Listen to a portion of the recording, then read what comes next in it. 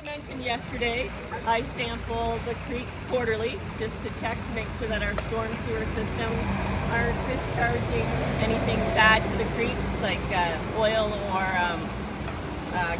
diesel fuel or any other contaminants. I actually do sampling as well, and I sample for like solids and chloride and metals and chloride.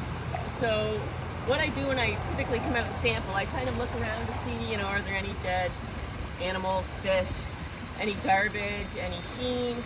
I check the banks to see how, does everything look healthy, what's here, and I make notes of that. I make notes of the clarity. Is it turbid? Yesterday it was a lot more murky here because of the rain, the runoff from the big storm.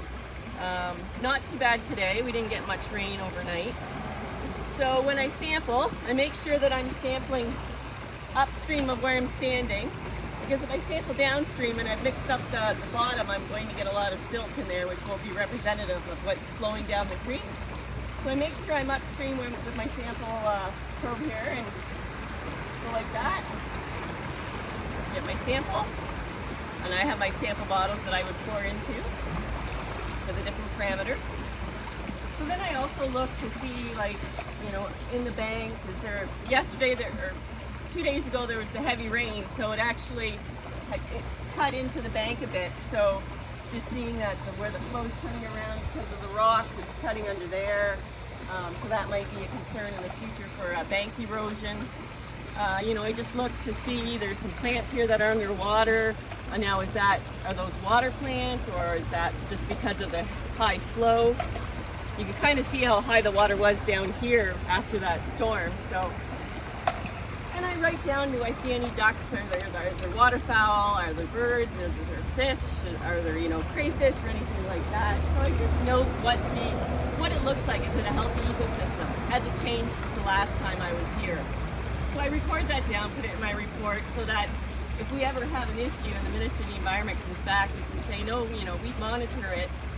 Our results are good. Our notes are showing that there's no issues. So that's about what I do. And then if I have a spill, which happened, today was announced, today Thursday.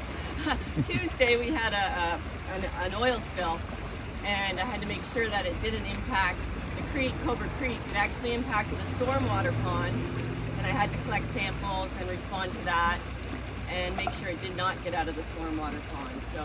And I'm still following up on that today, just maintaining some of the oil absorbent booms in the pond. And the cleanup was finished yesterday, but I need to go back today to get samples to make sure that there's no contaminants remaining. So that's kind of what I do. Any questions? Oh, on Tuesday, yes. Oh, yes. So. The one on Tuesday was a transport was delivering goods to Home Depot. They went to back up and went over the curb and got into soft grass. Their oil pan hit the curb, punctured a hole in it, and all the oil leaked out. It leaked out when they were actually driving out of there, and it hit our street. With the heavy rains, it went into the storm sewer catch basin. From there, it went into the stormwater pond.